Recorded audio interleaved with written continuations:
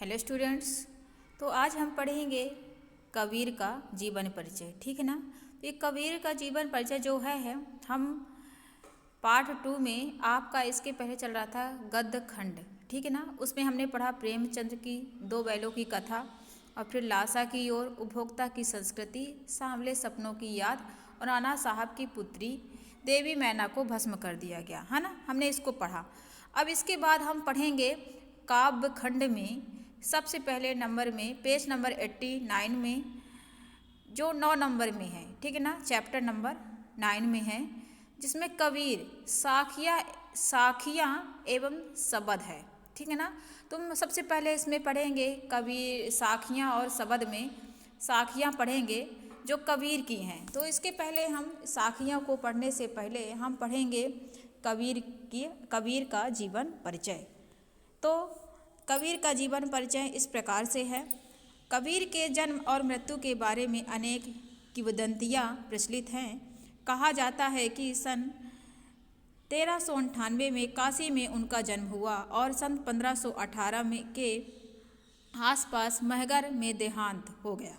कबीर ने विधिवत शिक्षा नहीं पाई थी, परंतु सत्संग, पर्यटन और अनुभव से उन्होंने ज्ञान प्राप्त किया था। देखिए कितनी बड़ी विभूति थी कि इनके जन्म की बड़ी किंवदंतियाँ थी, क्योंकि ये जन्म से ही किसी वरिष्ठ परिवार में, सुशिक्षित परिवार में जन्म नहीं लिए थे। इनकी जो जन्म के समय ये कहाँ पैदा हुए, क्या है, इस सब में बहुत सारी इनकी भ्रम पैदा हुआ है ना। इन्होंने जो कुछ प्राप्त किया इस जीवन में आने के भी प्राप्त किया। तो हम ऐसा नहीं कह सकते कि अगर हम अच्छे परिवार में जन्म लेंगे तभी हम कुछ बन सकते हैं। देखिए कबीर जी की जीवनी जो है बड़ी ही अट्रैक्टिव है, क्योंकि उन्होंने कि इनके जन्म के किंवदंतियाँ पाई गई हैं। तो इनका जन्म जो निश्चित नहीं है, लेकिन फिर भी विद्वानों ने निश्चित किया है कि 1398 में काशी में उनका जन्म हुआ होगा, और 1518 में निश्चित है कि इनकी मृत्यु हो गई है ना। और देखिए कबीर की विधिवत शिक्षा नहीं पाई गई कि उन्होंने शिक्षा इस विद्यालय से प्राप्त की, प्रारंभिक, फिर उच्च महाविद्यालय की। उन्होंने जो कुछ प्राप्त किया सत्संग से ही प्राप्त किया, है ना, और अपने अनुभव से ही ज्ञान प्राप्त किया। तो कितनी बड़ी विभूति थी कबीर जी। इनके बारे में हम अब आगे कुछ पढ़ेंगे इनके जन्म और मृत्यु के बाद, कि भक्ति काल निर्गुण संत परंपरा के प्रमुख कवि कबीर की रचनाएं मुख्यतः कबीर ग्रंथावली में संग्रहित हैं, किंतु कबीर पंथ में उनकी रचनाओं का संग्रह बीजक ही प्रमाणिक माना जाता है। बीजक इनकी जो रचना है वह बहुत ही प्रमाणिक माना जाता है कबीर जी का। ठीक है। कुछ रचनाएं गुरु ग्रंथ साहब में भी संकलित हैं। कुछ जिनकी रचनाएं हैं तो गुरु ग्रंथ साहब में भी संकलित की गई, इकट्ठा की गई हैं। ठीक है। कबीर अत्यंत उदार, निर्भय तथा सद्गृहस्थ संत थे। राम और रहीम की एकता में विश्वास रखने वाले कबीर ने ईश्वर के नाम पर चलने वाले हर तरह के पाखंड, भेदभाव और कर्मकांड का खंडन किया। उन्होंने अपने काव्य में धार्मिक और सामाजिक भेदभाव मुक्त मनुष्य की कल्पना की है। ईश्वर प्रेम, ज्ञान तथा वैराग्य, गुरु भक्ति, सत्संग और साधु महिमा के साथ आत्मबोध और जगत बोध की अभिव्यक्ति उनके काव्य में हुई है। कबीर की भाषा की सहजता ही उनकी काव्य काव्यात्मक की शक्ति है। काव्यात्मकता की शक्ति है। जन भाषा के निकट होने के कारण उनकी काव्य भाषा में दार्शनिक चिंतन को सरल ढंग से व्यक्त करने की ताकत है। तो ये कबीर बहुत ही सिंपल साधारण व्यक्ति थे, है ना। इन्होंने मूर्ति पूजा का खंडन किया था, और ईश्वर प्रेम और ज्ञान तथा वैराग और गुरु भक्ति, सत्संग का, साधु महिमा का, आत्मबोध और जगत बोध को अभिव्यक्ति कराई है कि जो कुछ है अपने अनुभव से ही सीखे हम, है ना। ऐसा इन्होंने किया है। इनके हम कबीर में कि पाहन पूजो हर मिलो तो मैं पूजूं पहाड़। इन्होंने कहा है कि अगर पत्थर पूजने से भगवान मिलता है तो मैं पहाड़ पूजूंगा। अपने कई दोहों में ऐसा कहा है। तो कबीर की जो साखियाँ और सबद हैं बहुत ही फेमस है। कबीर की दोहे आप लोग सुनते होंगे, है ना। तो उन्हीं में से कुछ दोहे इसमें भी दिए गए हैं, और सबद में आपको देखने को मिलेंगे। ठीक है। आगे देखिए, यहाँ संकलित साखियों में प्रेम का महत्व, संत के लक्षण और ज्ञान की महिमा और वृद्ध की ये अंधविश्वासों का वो विरोध आदि भावों का उल्लेख किया गया है। पहले शब्द पद पर ब्रह्म आडंबरों का विखंडन एवं अपने भीतर ही ईश्वर की व्याप्ति का संकेत है। तो दूसरे शब्द में ज्ञान की आँखें के रूप में सहारे ज्ञान के महत्व का वर्णन किया गया है। कबीर कहते हैं कि ज्ञान की जो संबद्धता है मनुष्य और दुर्बलताओं से मुक्त होना है ना। जो ज्ञान को प्राप्त कर लेता मनुष्य अपनी दुर्बलताओं से मुक्त हो जाता है, ठीक है ना। ऐसा तो आगे चलिए हम देखते हैं साखियाँ। साखियाँ में इसमें सबसे पहले दिया गया है, इसको पढ़िए। मान सरोवर सुभर जल, हंसा केली कराही, मुक्ता फल मुक्ता चुगय, अब उड़ी अनंत ना जाही। ठीक है, पर यहाँ पर क्या है, प्रस्तुत साखी में पद को हमारी पाठ्य पुस्तक साखिया एवं शब्द पाठ से लिया गया है। इसके रचयिता कौन है? कबीर जी हैं। तो जब हम इसका संकेत अर्थ संदर्भ करेंगे, संकेत संदर्भ प्रसंग और अर्थ, तो इसमें संदर्भ में ये लिखेंगे, हम क्या लिखेंगे कि प्रस्तुत साखी पद को, ये क्या है? पद है, ये दो पदों में है इसलिए इसमें पद बोलेंगे, गद्य नहीं बोलेंगे। ठीक है, जो पैराग्राफ में होता है उसको हम गद्य बोलते हैं। तो क्या लिखेंगे संदर्भ में, हम क्या लिखेंगे सुनिए। प्रस्तुत साखी पद को हमारी पाठ्य पुस्तक के साखियाँ एवं शब्द पाठ से लिया गया है। इसके रचयिता कबीर जी हैं। ठीक है, प्रसंग पर हम लिखेंगे किसका प्रसंग चल रहा है ना। तो प्रसंग की हेडिंग डालेंगे, फिर लिखेंगे यहाँ पर प्राणी का जब भगवान से साक्षात्कार यानी मिलन हो जाता है तब की आनंदमय स्थिति का वर्णन हुआ है। ठीक है ना। फिर इसके बाद लिखेंगे व्याख्या, व्याख्यानी अर्थ इसका, है ना। तो हम व्याख्या बताते हैं आपको। ठीक है, हमने संकेत बता दिया कि संकेत में मानसरोवर लिख के और डैश डैश बीच करके में लास्ट में लिखेंगे कि अनंत ना जाही, और फिर संदर्भ लिखेंगे किस पाठ से लिया गया, इसके राइटर कौन है। फिर प्रसंग में लिखेंगे किसका प्रसंग चल रहा है यहाँ पर। अब हम व्याख्या बता रहे हैं आपको, इसके बाद हम बताएंगे विशेष। तो व्याख्या हम इस प्रकार से कुछ बताते हैं कि हमने जो पढ़ा है ना इस पद को कि मान सरोवर सुवर जल, हंसा केली कराही, और मुक्ता फल मुक्ता चुगय, अब उड़ी अनंत ना जाही। इसका अर्थ हम बताते हैं, व्याख्या हम बता रहे हैं कि मान सरोवर सुवर जल, हंसा केली कराही, भगवान के मिलने के बाद मन रूपी सरोवर परमात्मा के प्रेम रूपी जल से अच्छी तरह भर गया है ना। जब भगवान मिल जाता है, कबीर जी कहते हैं कि जब भगवान मिल जाता है तो जो मन रूपी सरोवर है यानी तालाब है, परमात्मा के प्रेम रूपी जल से क्या है, पूरी तरह से भर गया है, प्रेम रूपी जल से भर गया है। और मुक्ता फल मुक्ता चुगे, अब उड़ी अनंत ना जाही, है ना, कि उसमें जीव रूपी हंस कीड़ा कर रहा है। मुक्ता फल मुक्ता चुगे, अब उड़ी अनंत ना जाही, हंसा केली कराही, हंसा केली कराही यानी कि कह रहा है कि अब इसमें जीव रूपी जो कीड़ा हंस है वो कीड़ा कर रहा है यानी खेल रहा है, हंसा केली कराही। और फिर क्या बोलता है कि मुक्ता फल मुक्ता चुगे, है ना, यानी कि जो भी ये प्रेम रूपी यहाँ पर जो जीव प्राप्त मात्रा में मोक्ष रूपी मोती चुग रहा है, अब वह हंस यहाँ से उड़कर कहीं भी अन्यत्र जाना नहीं चाहता है ना। अर्थात भगवान से मिलने के बाद मन रूपी सरोवर परमात्मा के प्रेम रूपी जल से अच्छी तरह से भर गया है। उसमें जीव रूपी जो हंस है वो कीड़ा कर रहा है यानी खेल रहा है, और यहाँ वह पर्याप्त मात्रा में जो मोक्ष रूपी मोती चुग रहा है, अब वह हंस यहाँ से, हंस यानी जीव यानी प्राणी हम सब, है ना, अब वह हंस यानी ये प्राणी उड़कर अब कहीं अन्यत्र जाना नहीं चाहता है क्योंकि उसे मोक्ष प्राप्त हो गया है। आया समझ में। तो ये हमारे पहले पद का व्याख्या हो गई, अर्थ हो गया। ठीक है, अब इसमें हम जब विशेष लिखेंगे तो क्या लिखेंगे, विशेष में नंबर डाल लेंगे, फिर लिखेंगे कि यहाँ पर जीव के परमात्मा मिलन का आनंद का वर्णन किया गया है। दूसरे नंबर लिख देंगे मान सरोवर मन को कहा गया है, और हंस जो होता है जीव यानी प्राणी को कहा गया है, और जल यानी आनंद का प्रतीक है। ठीक है ना। यहाँ पर रूपक और अनुप्रास अलंकार की छटा विद्यमान है ना, विद्यमान है कि नहीं है। देखिए, मान सरोवर सुवर जल, हंसा केली कराही, है ना, यानी कि का की बार बार आवृत्ति हो रही है और बार बार माँ सबकी आवृत्ति हो रही है। तो यहाँ पे कहा गया है ना कि एक से अधिक बार की जब आवृत्ति होती है तो वहाँ पर अनुप्रास अलंकार होता है, इसलिए यहाँ पर अनुप्रास अलंकार की क्या है, छठा जो विद्यमान है। और जो भाषा है, भाषा या दोहा या छंद का प्रयोग हुआ है वो सदुक्कड़ी है, यानी कि साधुओं की सदुक्कड़ी है, यानी साधुओं से लिया गया है। ऐसा समझ में। इस प्रकार से हम सभी पदों में, ये पहला पद था हमारा मानसरोवर सुलभ जल, है ना, तो इसमें ये पहला पद है। इसी प्रकार से हम सभी में संकेत, संदर्भ, प्रसंग और अर्थ, जिसे व्याख्या कहते हैं, और फिर इसके बाद विशेष लिखेंगे। ठीक है। अब हम आपको सिर्फ इस साखियों के, इस साखिया का जो अर्थ बताएंगे, ठीक है ना। अब हम आपको संकेत, संदर्भ, प्रसंग नहीं बताएंगे। ठीक है। तो अब अगला देखिए कि प्रेम रूपी ढूंढत, प्रेम रूपी ढूंढत मैं फिरौ, प्रेम मिले ना कोई, प्रेमी को प्रेमी मिले सब विष अमृत होई, है ना।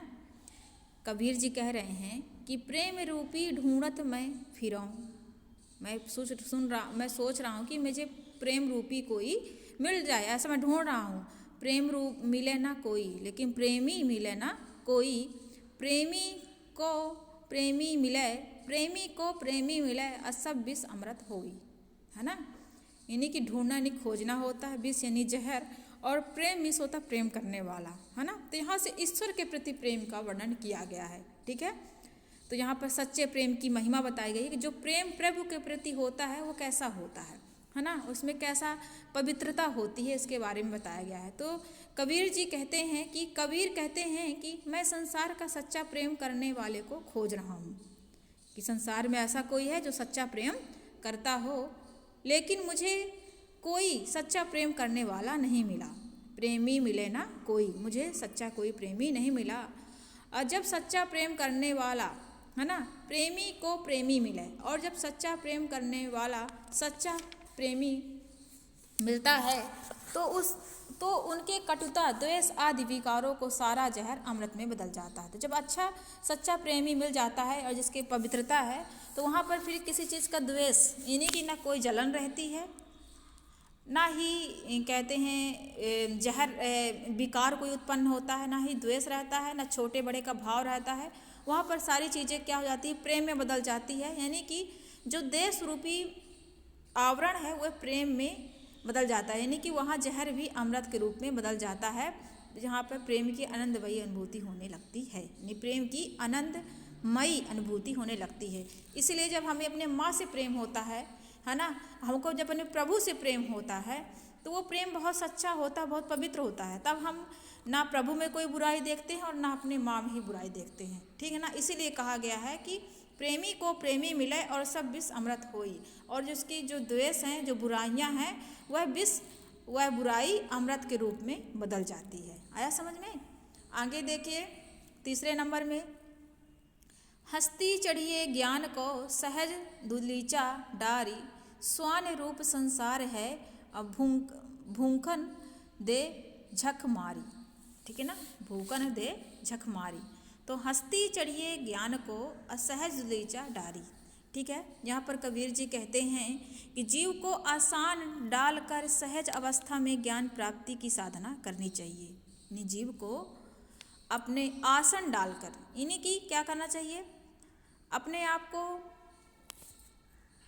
ज्ञान प्राप्त करने के लिए इस प्रकार से लगा दे कि बिल्कुल आसन डाल ले। जैसे हम आसन डालते हैं किस चीज़ के लिए, सोने के लिए आसन डालते हैं, सोते हैं, है ना, बड़ी व्यवस्थित रूप से। जब हमें एक ज्ञान प्राप्त होती है तो एक क्रम से ज्ञान प्राप्त करना चाहिए। कबीर जी ये कह रहे हैं, कबीर जी, कि जीव को आसन डालकर सहज अवस्था में ही ज्ञान प्राप्त करना चाहिए और अपने अस्तित्व को स्थापित करना चाहिए। संसार तो कुत्ते के समान है, उसे भौंक कर व्यर्थ की बातों में समय खराब ना करें, बर्बाद ना करें, उसकी ओर ध्यान देना व्यर्थ है ना। इसलिए कहा कि हस्ती चढ़िए ज्ञान को सहज दुलीचा डारी, है ना, और स्वान रूप संसार है भूखन दे झक मारी। यानी कि हमें अपने आप को अगर ज्ञान प्राप्त करना है, ठीक है ना, तो सहज दुलीचा डारी यानी आसन लगा के हमको बैठ जाना चाहिए।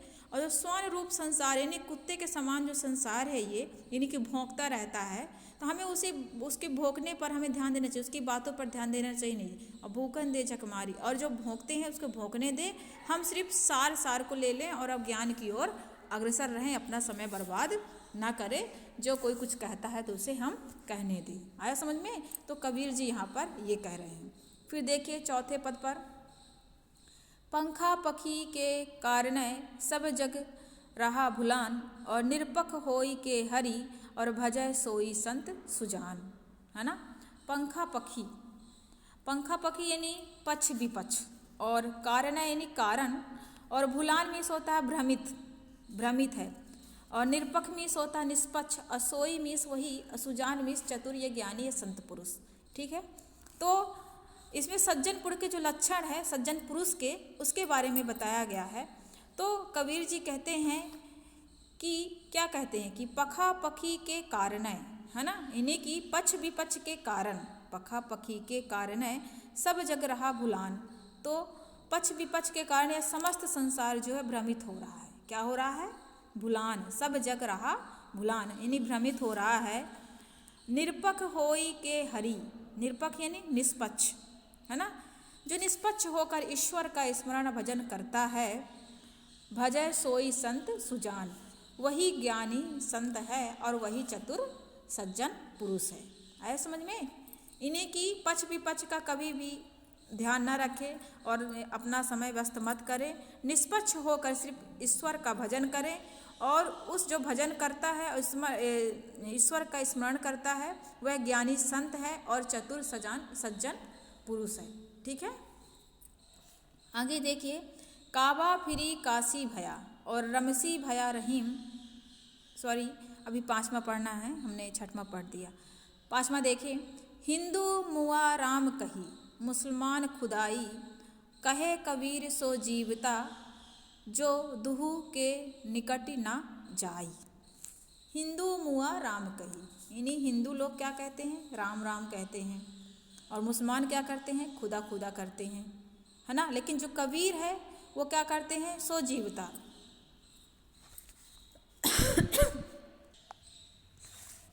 देखिए यहाँ पे हिंदू माँ, यानी कि हिंदू मुआ मीन्स मरता है, जीविता मीन्स जीवित रहता है, और निकट मीन्स पास, और दुहू मीन्स दोनों, और जो राम है रहीम ही तो आप जानते ही हैं। ठीक है?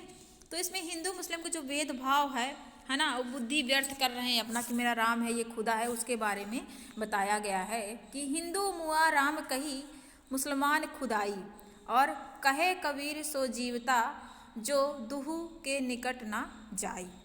हिंदू राम कहकर और मुस्लिम खुदा कहकर दोनों एक दूसरे को अलग मानकर मर रहे हैं, है ना, आपस में झगड़ा लड़ाई कर रहे हैं और नष्ट हो रहे हैं। कबीर कहते हैं कि वास्तव में वही जी रहा है जो भेद बुद्धि वाले इन दोनों को पास में नहीं जाता, यानी कि जो इन लोगों के जो भेद रखते हैं, अंतर रखते हैं, उनके अगर जो पास में जाएगा तो वो क्या हो जाएगा? व्यर्थ, अपने आप को मारेगा। अर्थात हिंदू मुस्लिम के मतभेद में नहीं पड़ना है, अपने आप को स्वतंत्र रखना है और सभी से मिलकर रहिए, चाहे वो राम कहे, चाहे वो खुदा कहे, चाहे वो राम कहे, चाहे रहीम कहे। आया समझ में? तो कबीर जी ये कहना चाहते हैं कि हिंदू मुस्लिम के भेद में हमको नहीं पड़ना है, और जो ये भेद मानता है उसके बीच में भी हमको नहीं जाना है। जो जाता है तो अपनी बुद्धि को भ्रष्ट करता है, अर्थात हिंदू मुस्लिम के मतभेद पर नहीं पड़ना चाहिए।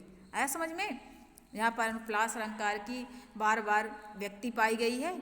ठीक है? अगला देखें, छठवां नंबर पद देखें, काबा फिरी काशी भया, अरमही भया रहीम, अमोठ चून पैदा भया, बैठी कबीरा जीम। ठीक है ना? तो देखिए यहाँ पर काबा मीस होता मुसलमानों का पवित्र तीर्थ स्थल, कहते हैं काबा गए थे, और भया मीस हो गया, और मोठ चून मीस होता है मोटा आटा, और जीम मीस होता है, जीम करना नहीं कहते हैं भोजन करना यानी खाना। तो यहाँ पर कबीर जी कहते हैं कि समन्वय यानी मध्यम वर्ग अपनाने के फलस्वरूप काबा काशी हो गया, है ना। अपने आप को कहते हैं, अपने आप को श्रेष्ठ सिद्ध करने के चक्कर में, समन्वय स्थापित करने के चक्कर में एक काबा बना दिया, एक को काशी बना दिया, है ना। और रहीम राम हो गए, अर्थात काबा तथा काशी और राम तथा रहीम का भेद समाप्त हो गया है। भेद का बोध कराने वाले तत्व मूल तत्व को समा गए हैं। भेद का जो मोटा आटा था वह पिसकर अभेद में मैदा बन गया है, इसलिए कबीर तू इस मैदा का भोजन कर ले, है ना। कबीर जी कहना चाहते हैं कि अब क्या हो गया है, काबा फिरी काशी भया, यानी कि काबा काशी अब एक हो गया है। रमही भया रहीम, यानी कि राम और रहीम अब एक ही हो गया है। और मोटा चून पैदा भया, यानी कि जो मोटा आटा इन लोगों के भेद से जो पैदा हो रहा था उसको आपस में दोनों के इकट्ठा कर गया, राम और रहीम को इकट्ठा कर दिया गया है। तो वह महीन पिस गया और मैदा का रूप धारण कर लिया। और मैदा कैसा हो जाता है, गोरा और स्पष्ट, है ना, सुंदर। उसी प्रकार से जो हमारा मन है, हमारा धर्म है, वो बहुत ही सुंदर और स्वच्छ मैदे की तरह हो गया है। और बैठी कबीरा जिम, और कबीर कहते हैं कि मैं इन्हीं का भोजन करना चाहता हूँ जो दोनों एक हैं, जिसमें भेद राम रहीम का ना हो। आया समझ में। अगला देखिए, ऊंचे कुल का जन्मिया जो करनी ऊंच ना होई, यानी ऊंचे कुल में जन्म लेने से कोई जन्म बड़ा कुल वाला नहीं हो जाता है। जे करनी ऊंची ना होई, यानी कि जिसकी करनी ऊंची नहीं होगी, जो कार्य अच्छे नहीं करेगा, तो अच्छे कुल में जन्म लेने के बाद भी ऊंचा नहीं कहलाएगा।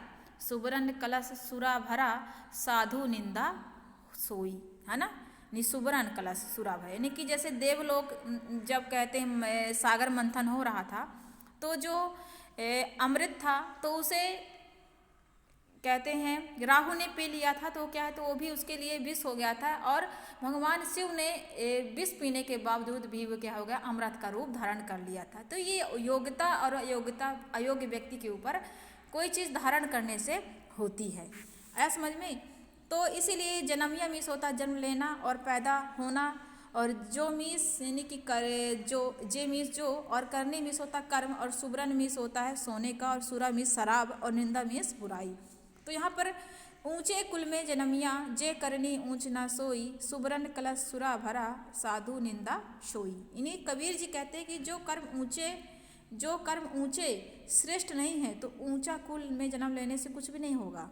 जिस प्रकार शराब के भरे हुए सोने के कलश में भी सज्जनों द्वारा बुराई ही की जाएगी, यानी कि अगर शराब को बहुत अच्छे कांच के शीशी में कि सोने के कलश में भी भर दिया जाए, तो वह अपना जो स्वभाव है तो अमृत में नहीं बदल जाएगा, वो क्या हो जाएगा, शराब ही रहेगी। ठीक है ना, सूरा मीस शराब होती है, शराब ही रहेगा। अर्थात जो नीच कर्म करने वाला है तो वह ऊंच कुल में पैदा कर भी निंदा का ही पात्र बनेगा। आया समझ में। उसी प्रकार जिस प्रकार सागर मंथन में क्या हुआ था कि जब अमृत और विष दोनों प्राप्त हुए, तो राहु ने अमृत पी लिया था, लेकिन वह भी विष के समान बदल गया था।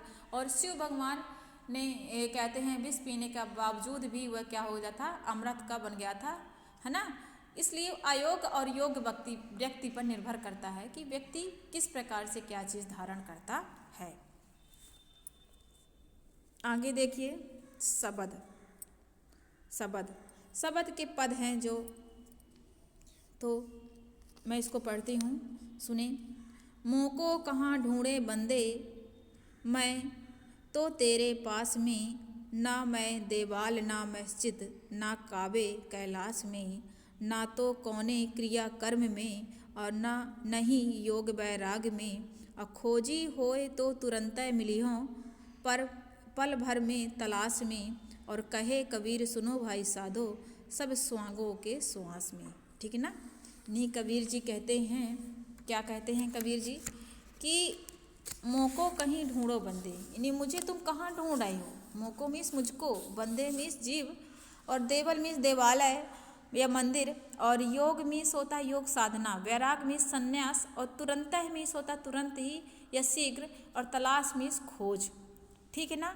इस प्रकार से, तो इस तरह से अब जब हम लिखेंगे तो इसमें क्या लिखेंगे, शब्द से लिया गया है, साकी और शब्द से लिया गया है। इसके रचयिता कबीर जी हैं, तो वह दोहे थे और ये क्या है, शब्द है ना। तो यहाँ पर देखिए शब्द में क्या करना है हमको। शब्द में यहाँ पर बताना है कि ब्रह्म की कहीं बाहर खोजना व्यर्थ है, यानी ब्रह्म को, भगवान को। ठीक है ना। तो मोको कहाँ ढूंढे बंदे, कबीर जी कहते हैं कि मोको कहाँ, तुम मुझको कहाँ तुम ढूंढ रहे हो, मैं तो तेरे पास में। ब्रह्म जी कहते हैं, यानी ईश्वर कहता है कि मुझे तुम कहाँ ढूंढ रहे हो, मैं तो तुम्हारे पास में हूँ। ना मैं देवालय में, ना मैं देवल, ना मैं मस्जिद, ना मैं देवाल में हूँ और ना ही मस्जिद में हूँ, और ना ही काबे और न कैलाश में, ना ही काबा में हूँ और न कैलाश में, ना तो कौने क्रियाक्रम में, यानी कि तुम क्रिया करो, अगरबत्ती लगाओ, पूजा, उसमें भी नहीं हूँ, ना योग में ना वैराग में, ना तुम साधना करोगे, सन्यासी बनोगे, वैराग धारण करना, उसमें हूँ मैं।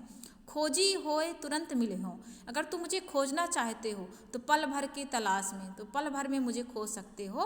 कहाँ? अपने मन में। कहे कबीर सुनो भाई साधो, सब श्वासों के श्वास में, नहीं तुम अपने मन में ही मुझे, अपने सांसों में ही खोज सकते हो। ना तो मैं मंदिर में मिलूँगा, ना तो काशी में, ना तो काबा में, है ना, और ना ही कोई क्रिया कर्म में।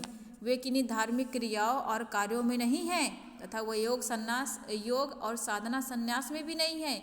इसलिए धर्म कर्म योग वैराग सब व्यर्थ है। यदि सच्चे मन से ईश्वर की खोज करोगे तुरंत ही मिल जाएंगे, पल भर में ही खोज उनकी समाप्त हो जाएगी। कबीर कहते हैं, जो सज्जन पुरुष स्पष्ट और सुन लो ब्रह्म की सभी प्राणियों में श्वासों में रहते हैं, उन्हें कहीं भी बाहर तलाशने की आवश्यकता नहीं है। ठीक ना? तो उसमें विशेष क्या है कि ब्रह्मा तो प्रत्येक प्राणी में मौजूद है, इसलिए उनको बाहर खोजना व्यर्थ है। यहाँ पर अनुप्रास अलंकार की अभिव्यक्ति पाई गई है, यहाँ पे शांत रस है और सरल सुबोध भाषा का प्रयोग किया गया है, इसका विशेष हो जाएगा। ठीक है ना? व्याख्या मैंने बता दी है। अब दूसरे नंबर में देखें क्या लिखा है।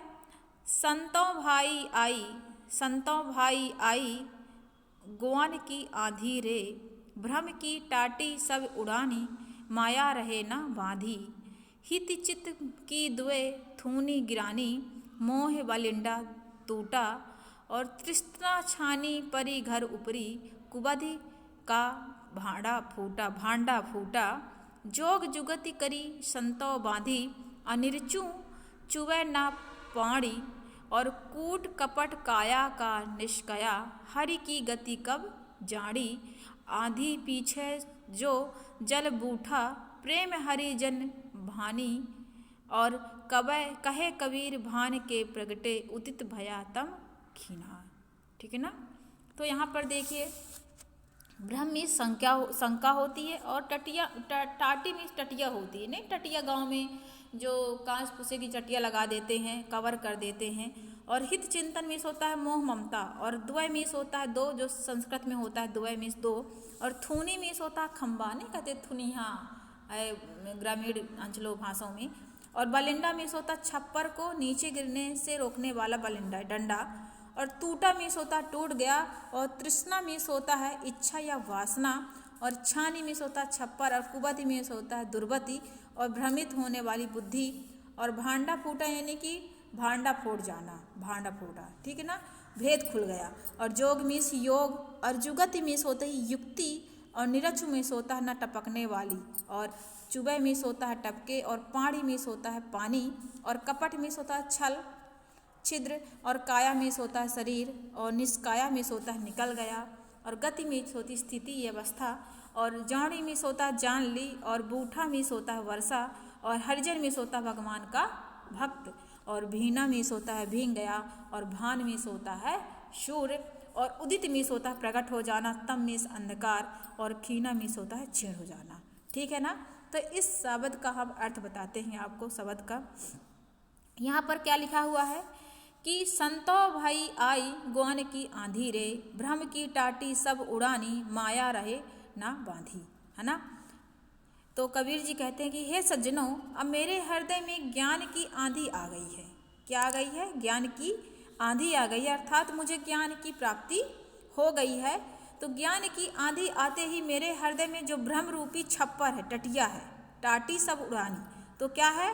वो जो छप्पर टटिया थी, भ्रम रूपी टटिया, तो वो क्या लगनी है? वे सब उड़ गई है, अर्थात अब मैं भ्रमित नहीं हूँ, अर्थात मैं अब भ्रमित नहीं हूँ। हित चित की द्वय थूनी गिरानी, मोह बलिंडा टूटा, और तृष्णा छानी परी घर उपरी, और कुबधि का भांडा फूटा। इन्हीं कवि जी कह रहे हैं कि अर्थात मुझे संसारिक माया बोध कर नहीं रखना है। मेरे अंदर जो मोह ममता रूपी जो बलिंडा था, थुनिया था, वो क्या हो गया है? टूट हो गया है। बलिंडा नहीं डंडा, है ना? अब मैं मोह ममता से क्या हो गया हूँ? मुक्त हो गया हूँ। संसार की वासनाओं और इच्छाओं, इन तृष्णा तृष्णा मतलब मैंने बताया था ना कि वो संसार की वासनाओं और इच्छाओं को जो छप्पर मुझ पे छाया हुआ था वह अब क्या हो गया है, गिर गया है। मुझे भटकने वाली जो दुर्बुद्धि थी उसका भेद खुल गया है। इसीलिए दूसरी लाइन में कहा गया है कि जोग जुगत करी संतो बांधी और निर्चु जुबे ना पाणी और कूट कपट काया का निष्काया हरि की गति सब जाड़ी, है ना। यानी कि जो मुझे भटकाने वाली दुर्बुद्धि थी उसका क्या हो गया, भेद खुल गया है। अज्ञान और वासनाओं को जो घिरा हुआ था जीवन मेरा वह ज्ञान से युक्त हो गया है। अब संतों के योग से, इसीलिए कहा गया है कि क्या कहा गया है, जोग जुगति करी संतो बांधी और निर्चू चुपे ना पाड़ी, है ना। यानी कि संतों के योग से, युक्तियों से जो जीवन रूपी छप्पर है उससे मैंने बांध लिया अपने आप को। अब इससे इच्छाओं का पानी नहीं टपकेगा। अब जो इच्छाओं और वासनाओं का पानी है वो अब नहीं टपकेगा। निर्चू चुबे ना पाड़ी, अब जो इच्छाओं और वासनाओं का पानी है वह अभी नहीं टपकेगा। कूड़ कपट काया का निष्काया हरि की गति सब जाड़ी, यानी कि हर की जो गति है मैंने उसको जान लिया। अर्थात अब हृदय में इच्छाएं नहीं जागती। शरीर में जो छल छिद्र हैं वह कूड़ा निकल गया है। जो छिद्र मेरे शरीर में जो काया है शरीर, जो छल छिद्र का जो कूड़ा था वह निकल गया है। अब मैंने परमात्मा का साक्षात्कार कर लिया है। साक्षात्कार यानी कि स्पष्ट रूप से दर्शन कर लिए हैं। अब ज्ञान की आंधी में ईश्वर के प्रेम को रस की जो वर्षा हुई है उसके प्रेम रस से भक्तजन भींग गए हैं। इसलिए कहा गया है कि कब गति की सब जाड़ी और आंधी पीछे ना जो जल बूठा प्रेम हरि जन भीना। यानी मैं प्रेम हरि से क्या कर गया हूँ, भींग गया हूँ। क्या कर गया हूँ, भींग गया। अब जो आंधी थी पीछे छोड़ दी है। आंधी पीछे जो जल बूठा प्रेम हरि जन भीना, यानी कि जो आंधी थी वो उथल पुथल वाली मैंने उसको छोड़ दी है। और जो प्रेम हरि सब भानी, यानी जो प्रेम रूपी हरि की भक्ति है मैंने उसे पा ली है। प्रेम रस में मैं भींग गया हूँ। कबीर कहते हैं ज्ञान रूपी सूर्य के प्रकट होते ही, है ना, उदित कहे कबीर भान प्रगटे कहे प्रवीर, यानी कबीर जी कहते हैं भान मीन्स मैंने बताया था कि सूर्य, है ना, उस सूर्य का पर्यायवाची होता है। तो कहे कबीर भान के प्रगटे उदित, यानी कि जो भान यानी सूर्य प्रकट हो गया है, उदित हो गया है। भया तम खीन, तो मेरा जो अंधकार है वो क्या हो जाया है, नष्ट हो गया है। आया समझ में। तो यहाँ पर विशेष क्या है कि अज्ञान के कारण माया मोह में फंसे जीव को ज्ञान की प्राप्ति और आनंदमयी स्थिति बताई गई है। यहाँ पर सांग रूप दिखाया गया है और वो क्या, सांग रूप प्रेम में बदल गया है। ज्ञान में अनुप्रास अलंकार की बार बार अभिव्यक्ति पाई गई है। और बोलचाल जो है कैसी है, सदुकड़ी भाषा है। और यहाँ पे जो रस है इस पद का, शब्द का, वह शांत रस है। तो इस दोनों में शांत रस की क्या प्रधानता पाई गई है। अनुप्रास अलंकार की बार बार अभिव्यक्ति हुई है ना। और बोलचाल की भाषा दोनों ही शब्द में कैसी है, सदुकड़ी है, यानी साधुओं की भाषा है। इसमें आत्मा को परमात्मा से मिलने का भाव प्रकट किया गया है और अज्ञान रूपी अंधकार नाम दिया गया है और ज्ञान रूपी सूर्य को उदित किया गया है। आया समझ में। तो ये शब्द आपके जो पद थे मैंने दोनों को एक्सप्लेन कर दिया है ना।